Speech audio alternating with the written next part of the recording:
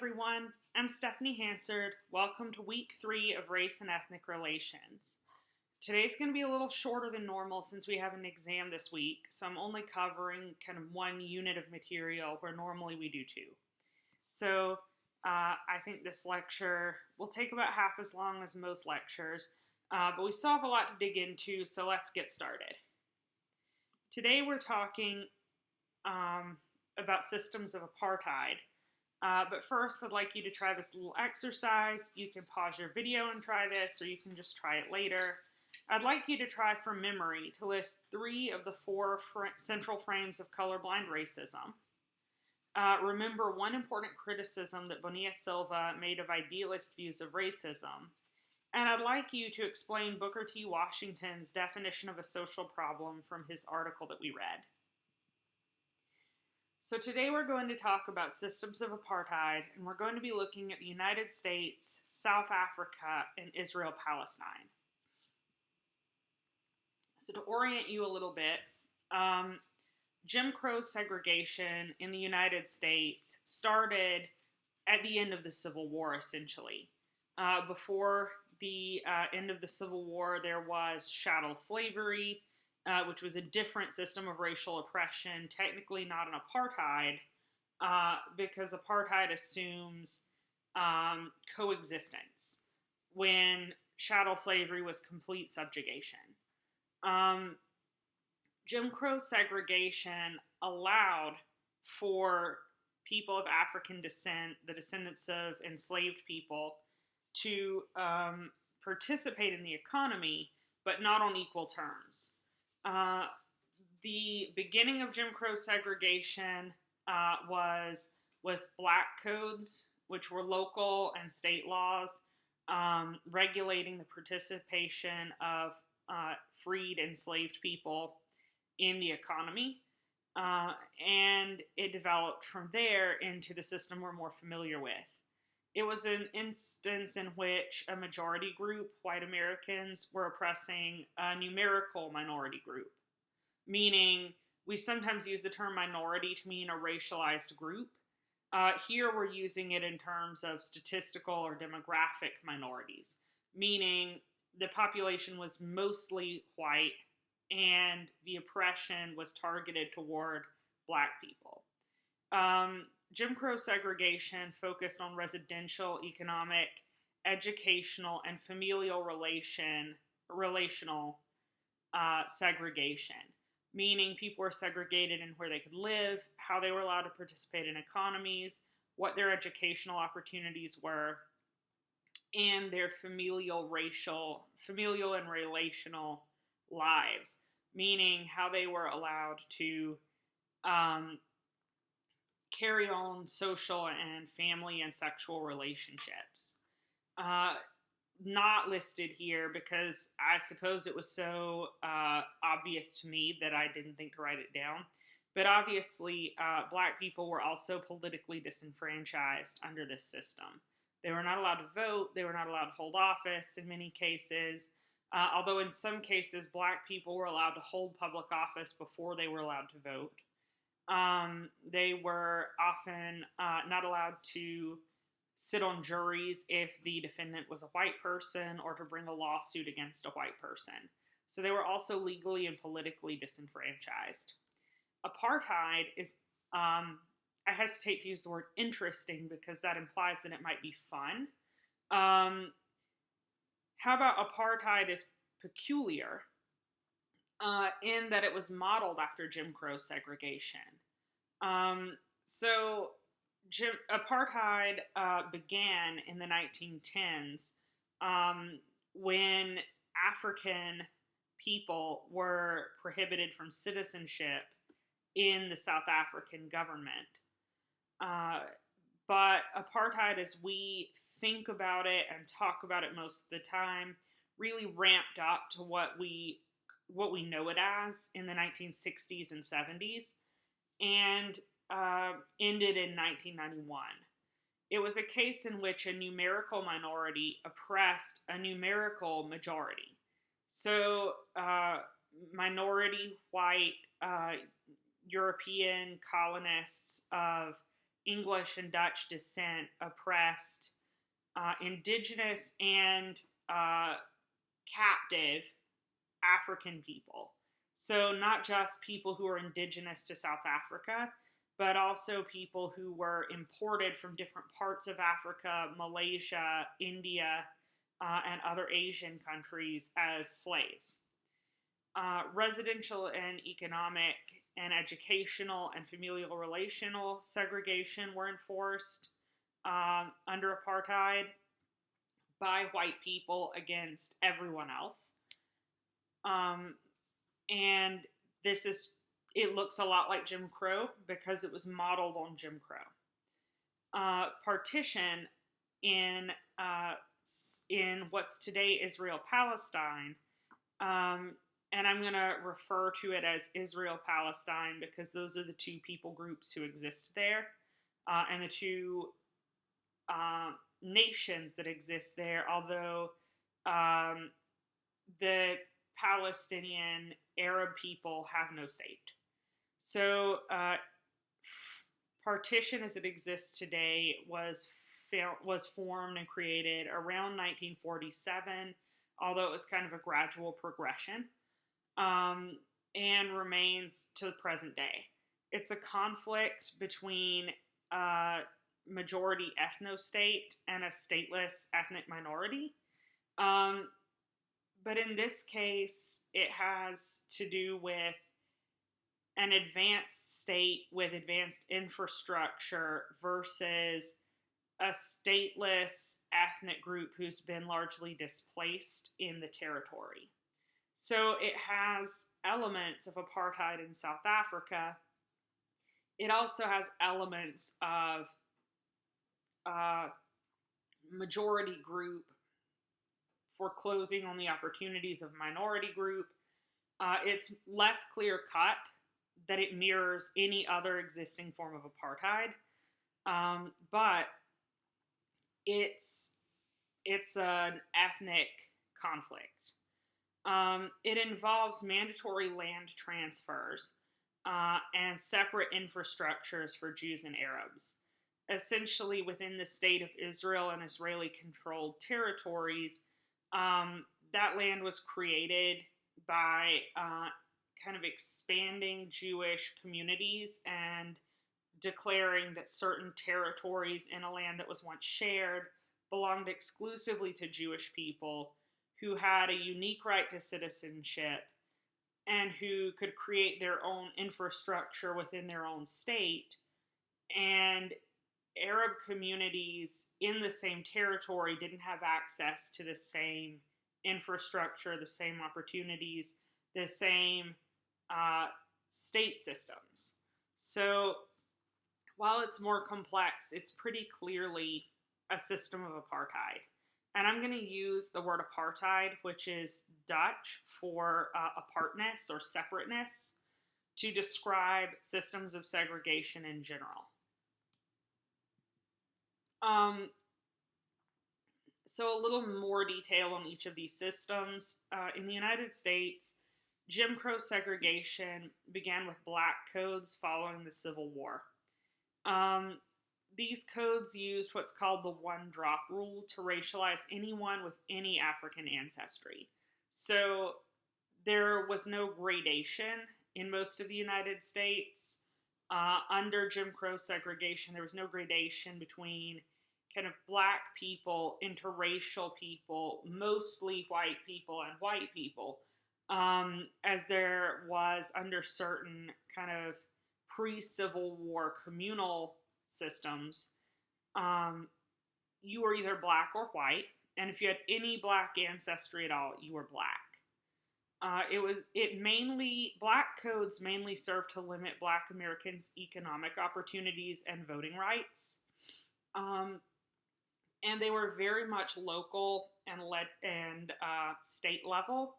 So that meant that some localities had different black codes than other localities.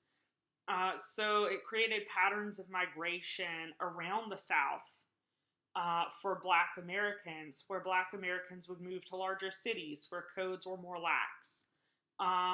Or they would move to different states within the South where economic opportunities were more, I won't use the word equitable because they weren't, were more permissive or more available. But in the 1800s, or in the 1880s, what had been black codes escalated to a strict code of social and residential segregation that was once again legislated at local and state levels, but was increasingly enforced through violence and racial terrorism, including lynching. What this looked like was where under black codes, black codes essentially set limits on what industries black Americans could work in, what jobs they could do, and at what level of pay. It enforced employment and punished idleness. Any person, any black man or boy who was 16 or older and unemployed or employed in a black-owned business could essentially be arrested for idleness or vagrancy and forced to work in a white-owned industry. This created a system of economic and political second-class citizenship, but under black codes, there weren't clear-cut laws about public facilities being used by black people, for example. That really escalated in the 1880s and 1890s with the end of Reconstruction, when public businesses, public institutions started to separate socially who could use what establishments, who could use which drinking fountains, who could take what kinds of transit, who could use what bathrooms, who could eat in dining rooms or go to parks. So things like that had not been heavily segregated and became segregated a few years later. And again, going back to kind of racial formations theory, this is pretty obviously a case when the second-class citizenship of black Americans was enforced through direct violence and terrorism. So violence was committed against white people, committed violence against black people, and they also systematically threatened violence through, for example, Klan harassment, gang harassment, and other formalized threats. In South Africa, apartheid formally began with the Act of Union in 1910, which reserved citizenship for white South Africans and essentially made black people living in South Africa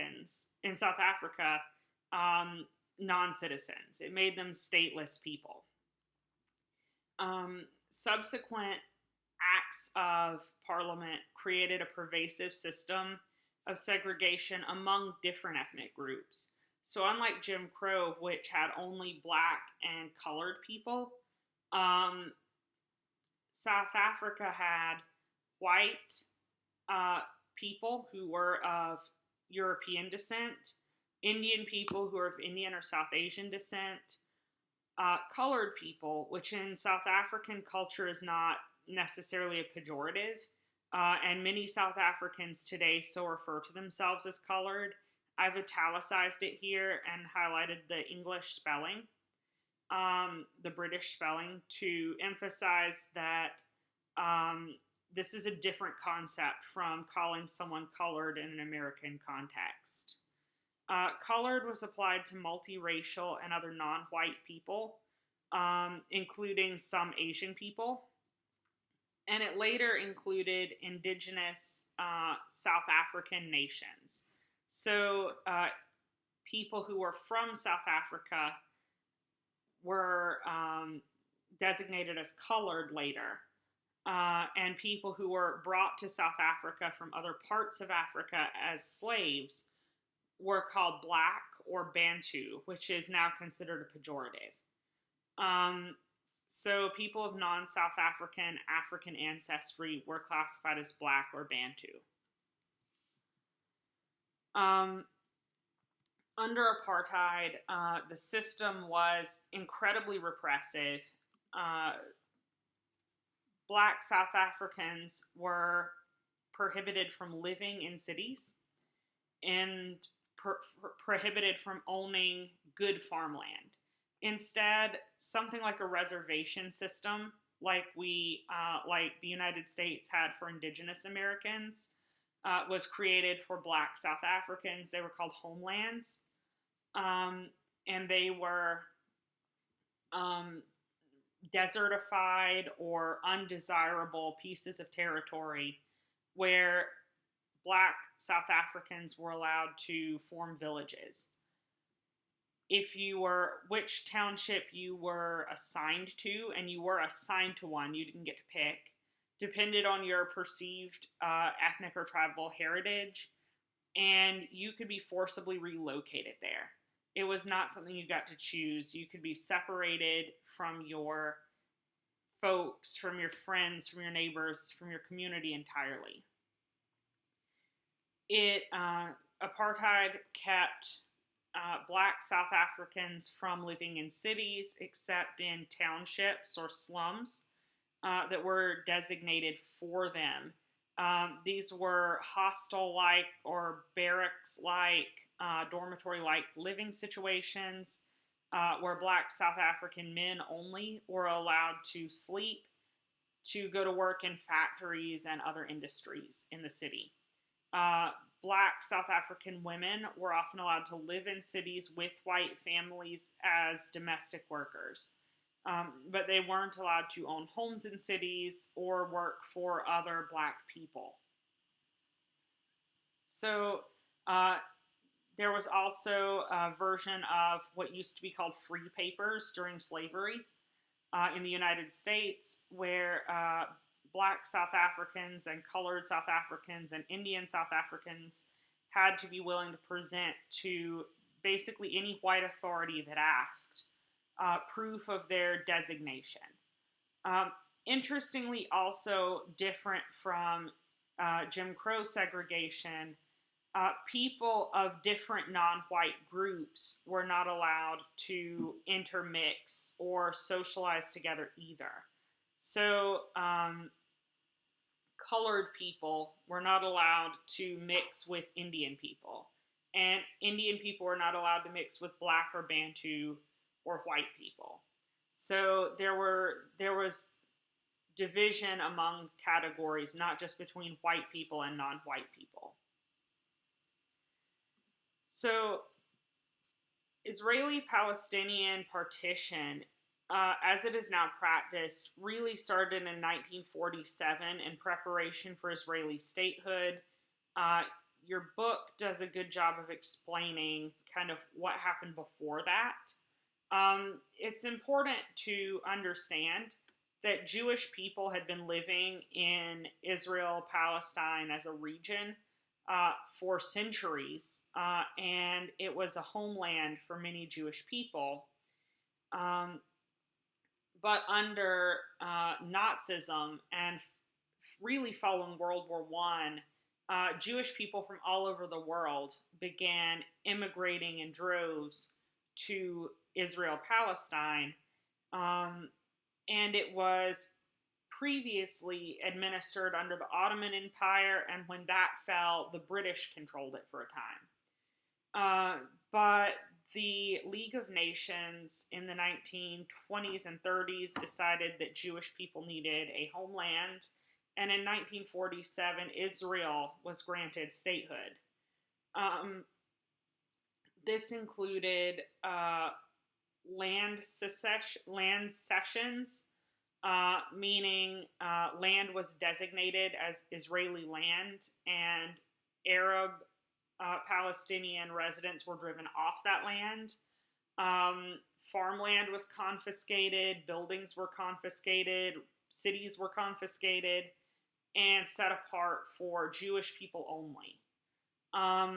So in addition to Israel, there is Jewish or Israeli-controlled territory within the region of Palestine that's administered by Israel but isn't technically part of the state of Israel. but this kind of settlement into Arab-controlled areas is encouraged by the Israeli government as a form of annexation. It's a way to say, this is part of our country. We have communities here. We live here. We control this area. It should be considered part of Israel.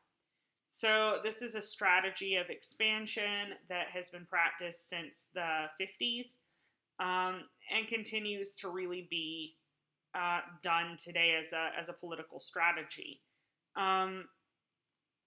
Simply put, there's physical separation between Jewish and Arab-controlled areas. Arab Palestinians have to show past documents to go into Jewish-controlled areas, and vice versa. And it's easy to kind of paint this as just an ethnic conflict. There's just an ethno-religious conflict between two different groups living in the same area, and that is true. But it's created a situation where Arab Palestinians are effectively stateless, and where the infrastructure set up for Jewish-controlled territory and the state of Israel is kind of state-of-the-art and modern and well-developed. But Arab Palestinians are not allowed to use that infrastructure, and often lack access to basic infrastructure. So I think your book does a good job of laying out the consequences this has. For example, literacy rates are something like 80% for Jewish adults and something like 25% for Arab Palestinian adults, who often lack access to schools. So we've talked about three systems of segregation or apartheid. And all of them have been what you could call de jure segregation, meaning we talked about the legal systems that established segregation. But it's important to recognize that de jure segregation, segregation by law, is almost always eventually done away with. And gives way to what we call de facto segregation, meaning segregation in fact. So de jure segregation is legislated, as Jim Crow laws were, as parliamentary acts that created apartheid were. It's openly practiced, and it's socially accepted. People will actively say, usually only the most powerful group will say, this is a good system. We should be doing this. De facto segregation is generally not legislated, although it's often not legislated against. It's often covert, and it's often denied or tolerated. So people may say, oh no, like we shouldn't have segregation. I don't know why there's segregation. But sometimes people say, under de facto segregation, well, look, it just is what it is. Like, it's not necessarily good, but what are you going to do? And that gets us in to kind of a history or a state of the art of de facto segregation in the United States today. So following several acts of Congress, like the Civil Rights Act of 1964 and 65, most forms of legal discrimination were ended. But we still had residential segregation, including redlining, which is a form of lending and financing discrimination, bank discrimination, banks refusing to work with Black clients, Black customers, and rental discrimination of landlords refusing to rent to Black people. There were also less obvious practices like steering and block busting. Steering is when a rental or real estate agent guides people to neighborhoods where they think they'll be a good fit, meaning steering Black people to Black neighborhoods and white people to white neighborhoods. And this is often done because that same real estate agent or real estate firm may have an interest in keeping white neighborhoods white to keep white people wanting to move in there. So there may be a vested interest in perpetuating segregation. And this led to a practice called block busting, which was after residential segregation was effectively outlawed, real estate companies and banks would often, when they were forced to kind of sell a house or make a loan to a black family in a white neighborhood, they would then go knock all the doors on the block or all the doors on the street and say, hey, I don't know if you heard, there's a black family living next door and property rates are about to plummet. Property values are about to plummet around here. You should get out while you can. By the way, here's my card. And by doing this, they would basically drive white flight. They would basically encourage white homeowners to sell, often at a loss, to move to the suburbs or to move to remaining all white neighborhoods. And then they would jack up the prices of those homes and sell them at a great profit to black families, turning white neighborhoods into black neighborhoods over a matter of weeks or months. And there's nothing wrong with white neighborhoods becoming black neighborhoods over time.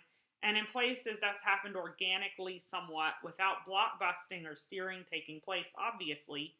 But it was a way to prey on racial prejudice for profit motives. Educational segregation in the United States is largely based on residential segregation, but another form of educational segregation is tracking. As we'll learn later in the semester, black students in schools are increasingly likely to be put into special education or alternative education tracks, and they're much less likely to be put in honors, international baccalaureate, or advanced placement tracks. Employment discrimination in the United States is very difficult to prove individual instances of, but it's been empirically demonstrated. Something we can discuss in more depth on Thursday that you can read about is an article called The Mark of a Criminal Record by Deva Pager. That's D-E-V-A-H, Pager, P-A-G-E-R. And Deva Pager effectively found out that, kind of spoiler alert for the article, that white people with a criminal record got more callbacks and more offers for jobs than black people with no criminal record. The thing about employment discrimination in the United States is that it's very difficult to legislate against employment discrimination without affirmative action. So in law, it's not lawful to not give someone a job because of the color of their skin. However, we have in most states what's called at-will employment, meaning that people hire who they want to and can fire people for virtually any reason. So without rules saying that people have to be represented or that specific hiring initiatives have to take place, it's very difficult to say you can't hire whoever you want for whatever reason you want. And there are people in the United States in large numbers who think we shouldn't try to legislate this. We should try to teach it, but we shouldn't legislate it because it's too messy. I think the Bonilla Silva chapter, especially chapter 5, really does a great job of explaining that mentality. So now we're going to talk about some theoretical approaches to apartheid. We're going to talk about Aulet's account of two different Marxian approaches. And then Bonilla Silva's discussions of segregation. We're going to talk about his chapter on kind of the racial stories and also the impact of white segregation. So the first thing I want to talk about is Aulet's account of apartheid and labor markets. So she contrasts the classical Marxian approach with the split labor market theory. The classical Marxian approach, for review, for those of you who have had intro a long time ago, Marx said that society was controlled by capitalists, and that the capitalists basically enriched themselves by exploiting the labor of the working class. Marx called the capitalist class the bourgeoisie, and he called the working class the proletariat. I'm going to use the words capitalists and working class for clarity, because some people have difficulty with the other words. So, a classical Marxian approach would say that apartheid systems benefit capitalists by dividing the working class against itself. Now, Marx and classical Marxian theorists thought that eventually the working class would develop an awareness of itself as oppressed workers, that they would throw off all other petty divisions, which Marx called false consciousness or false consciousness. False consciousness is that is a hard word to pluralize, and that only class consciousness would remain. The slogan you may have heard or be familiar with is "No war but the class war," or "No struggle but class struggle." Essentially, that workers would learn that they had a shared interest and a shared fate, and would rise up and seize the means of production. So, for classical Marxian theorists, race is a source of false consciousness. It's a way that capitalists can divide and conquer the working class. If I can convince you that you're not competing with me, you're really competing with your neighbor, then I can keep you from fighting me. I can keep you in line and keep you working for me as long as I have you worried that that person over there is taking your share of the goods, taking your share of the opportunities. This is called false consciousness, and Marx said that only by kind of getting rid of these arbitrary divisions like race and gender and sexuality and religion could we form class consciousness and seize the means of production as workers. So by this argument, nobody benefits from apartheid systems other than capitalists, and white working class people are victims of false consciousness along with black working class people. Split labor market theorists, more contemporary Marxists, who you might call intersectional Marxists or intersectional Marxians, disagree. They think that's a naive view, and that apartheid systems benefit capitalists the most, certainly. But it's important to acknowledge that working class people with racial privilege also benefit from and therefore help to enforce apartheid systems. So by this approach, by this framework, in the South African context, for example, people who are designated as Indian or colored had access to better jobs and higher pay than black South Africans had. So, yes, clearly the white people at the top were the ones who got to own the factories, own the mines, own the farmland. And they were the ones at the top of the capitalist system, the capitalist class, who were benefiting from the exploitation of all these racialized workers underneath them. But working class people who were white, working class people who were Indian, working class people who were colored still benefited by enforcing the apartheid system on everyone underneath them. For more on this, you might want to look into Mahatma Mohandas Gandhi's early law career.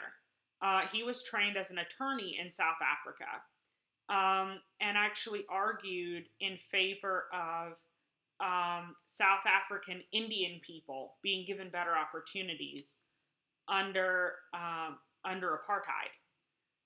So, for split labor market theorists, race consciousness and class consciousness can and should coexist. For a split labor market theorist, it's important for working class people with racial privilege, i.e., white people, people who are otherwise part of more privileged racial categories as opposed to less privileged racial categories in any system, should be aware of the ways that they benefit from the apartheid system too, and should stand in solidarity with their racialized brothers and sisters, their racialized co-workers, to overthrow the racializing system, the system of apartheid, as well as to seize the means of production. So Bonilla Silva talks about the reasons that this doesn't happen. Bonilla Silva talks about kind of the social psychological level of segregation or apartheid and its impact. So where the Marxian theorists, including split labor market theorists, are taking a macro approach to systems of apartheid and talking about how systems of apartheid affect economies and affect societies. Bonilla Silva's chapters really contribute a micro level and a meso level understanding. That is a small level and a mid-level understanding of how segregation and apartheid affect people's minds and people's group behavior on levels that can then be kind of scaled up to affect entire societies. But he thinks it's important to talk about how people rationalize segregation. So the subtitle of the book is The Peculiar Persistence of Race in America, right? The Peculiar Persistence of Race in America. And what he means by this idea is that people no longer espouse idealist racist views, as we talked about in the structural racism argument. Instead, people say they favor diversity and equality.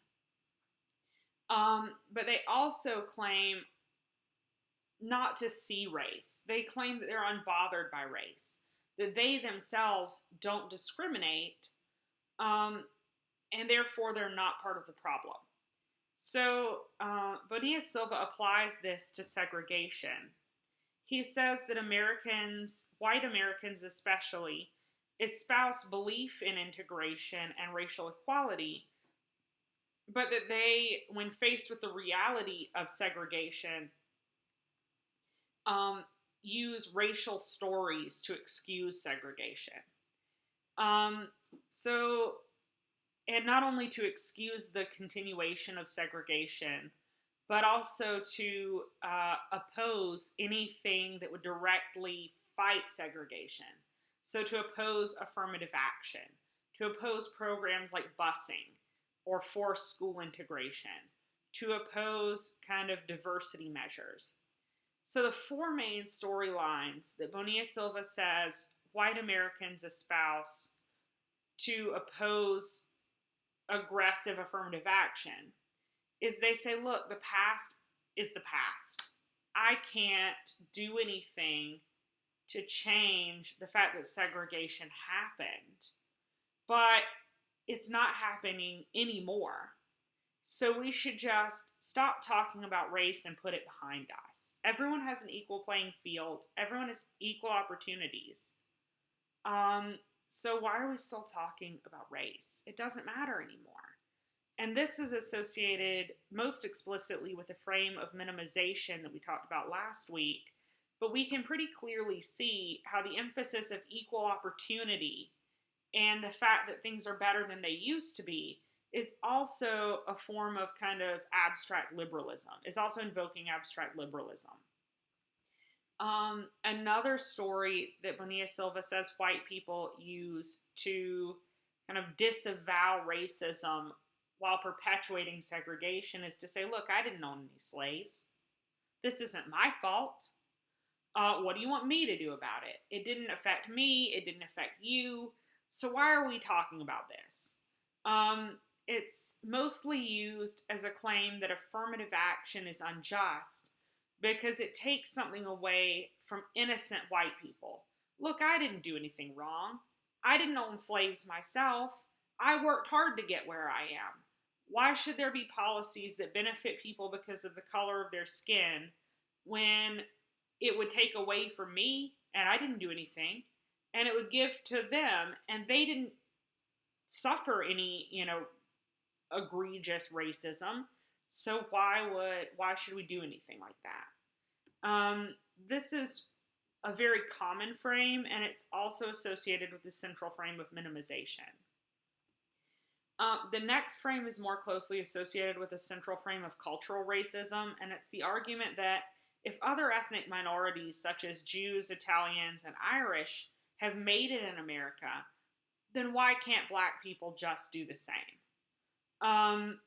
It blames black people for continued inequality. The argument is essentially other ethnic minorities were able to prosper in the United States, so if black people haven't, well, that must be something wrong with their behavior as a group. This is pretty directly culturally racist and seeks to ignore the laws we had that for centuries that explicitly disenfranchised and economically and residentially and socially marginalized black people.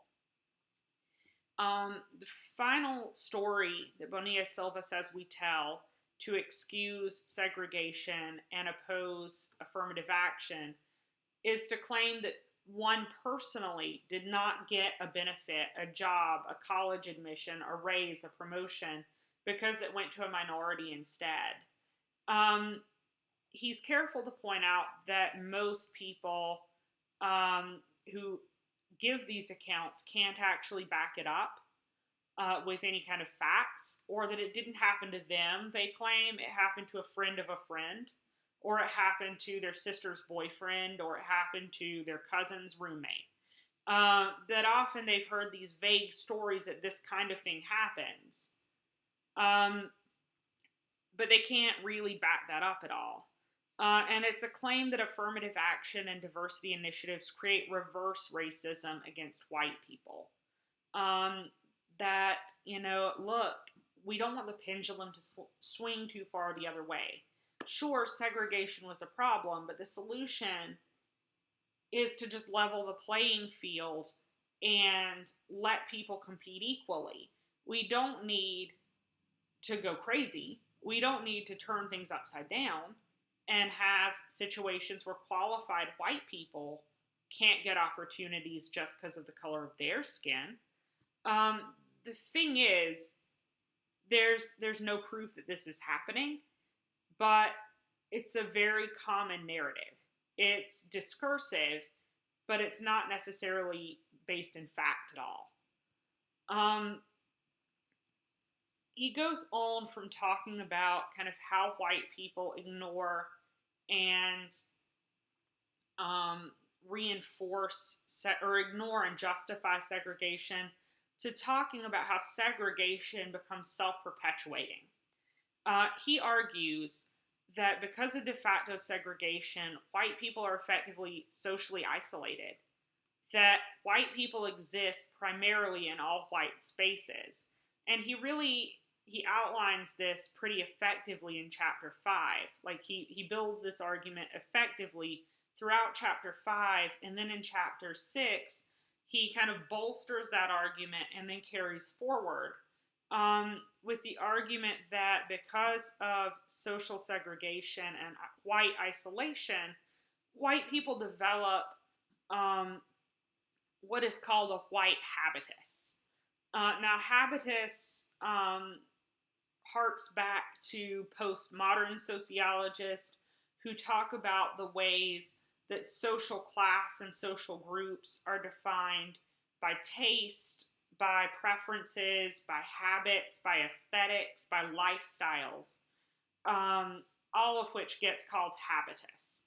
Habitus can be best understood as kind of the way we express ourselves and move through the world.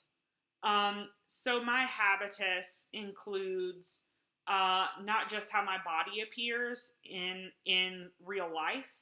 It also refers to my manner of speech. It refers to my grammar, my dialect. It refers to my vocabulary, my preference for certain words over others.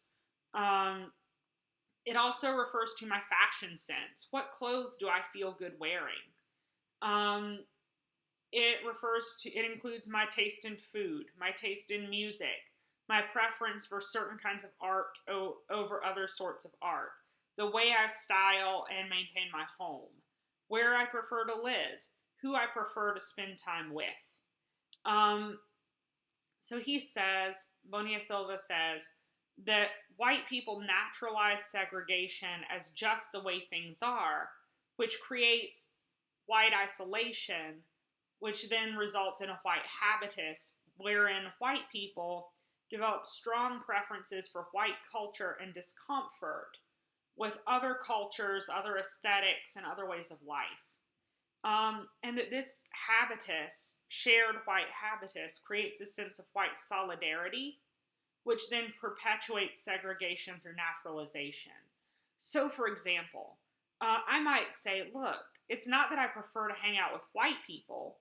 I just like to hang out with people who like the same things I like. I don't hang out with black people because we don't like the same movies. We don't listen to the same music. We don't like the same kinds of restaurants. We don't like to hang out at the same bars. It's just about me living my life the way I want to and spending time with other people who like the same things and like to live the same way. And Bonilla Silva says that may be absolutely true. But what it fails to acknowledge is the fact that those preferences are developed in a context of segregation. That I like the things I like and not the things other people like, because I live in an almost entirely white space. I can 100% say that this has been true for me in my life and that I really relate to this argument on an individual level. But it doesn't matter if this is something one has personally experienced. He gives examples of this in the chapter. I find them pretty compelling and well argued. But you can imagine how this could have happened to other people, even if it doesn't resonate with your experience. He then argues that white people tend to interpret their own segregation in ways that pay lip service to diversity without actually pursuing it. He says that ways white people do this are by explaining segregation as a result of preference rather than racism, much as I just explained. Look, I like to be around people who like the things I like, who relate to my experiences, who share my interests, who share my tastes. I could hang out with black people if I wanted to, but what would we even talk about?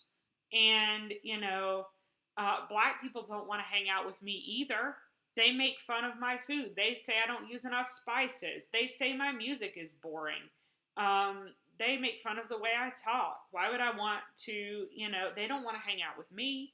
Why would I want to hang out with them? Explaining segregation as a result of preference rather than racism. And he says that white people do this around a central view that whiteness is normal or neutral and thus colorblind. That essentially the way white people understand colorblindness is that they don't make a big deal about race, or they don't have racial preferences because they don't think white people have a race. They just see white people as what sociologists call an unmarked category. and therefore they see race as something other people are making a big deal about, but not me. I don't prefer white people. I just prefer people who are like me, and 100% of them happen to be white. Um, he says significantly, white people, even when they express more openness on other kinds of interracial or intercultural relationships, tend to strongly oppose interracial marriages. Um, and that they tend to oppose it in practice, meaning they tend to say, well, I wouldn't do it. And they tend to say, well, I don't think it's usually a good idea. Or they tend to cite a lot of obstacles that will occur if people practice interracial marriage. Well, they'll never be accepted. Well, they won't fit into either community. Well, what about the children? Those poor children are going to have such a hard time. They won't know where they fit in. So they tend to oppose it in practice and express views problematizing interracial marriage while still defending it as a personal choice, saying things like, well, if two people are really in love, then it shouldn't matter and they can overcome those obstacles. They'll get through it if that's love is a personal choice. So these are the kinds of views and attitudes and discourses that Bonilla Silva says white people use to explain, justify, and naturalize segregation, to normalize a white habitus, and to interpret their own segregation in colorblind ways. And he says that this creates all white spaces, which we can then kind of scale up and say, well, if white spaces tend to remain all white, and white people have historically had access to avenues of power and wealth, how does this affect society?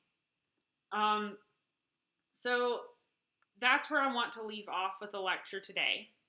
I think that has given us some history and context for segregation and apartheid, has given us some macro level theories for understanding segregation and apartheid, and has given us some micro and meso level theory to kind of relate this to our lives and our communities and what we see around us, and think about the impact that can have on the broader society. So this is where I want to leave us. For Thursday, for discussion, I'd like you to think about how does the persistence of de facto segregation relate to the concept of structural racism? In other words, how does structural racism help explain why de facto segregation exists as it does in the United States, for example? And I'd like you to think about how Bonilla Silva's arguments about racial stories and white habitus from chapters 5 and 6 relate to the concept of hegemony from Gramsci that we read about in the first couple of chapters on week 1. So I'd like you to think about how these stories become the kind of hegemonic narratives that Gramsci was talking about. Remember that the exam is due this week. It's due on Friday. I'm recording this on Monday afternoon, and you will have the exam in your hands or in your email, not in your hands physically, but in your email by 8 o'clock on Tuesday morning, and it's due by midnight on Friday. So please email me with simple, straightforward questions that I can answer in a paragraph or so. But if you have more complex questions, if there are entire concepts you need an explanation of, please make an appointment with more complex questions. So email me and tell me you'd like to talk for 15 minutes, and I'll set aside time for you. I will be available between now and Thursday. I'd like to spend our Thursday discussion mostly focusing on this week's reading, but of course I'm happy to talk about the exam too. So please get in touch if you need anything, and If I don't hear from you but before Thursday, we'll discuss this on Thursday. All right, have a great week.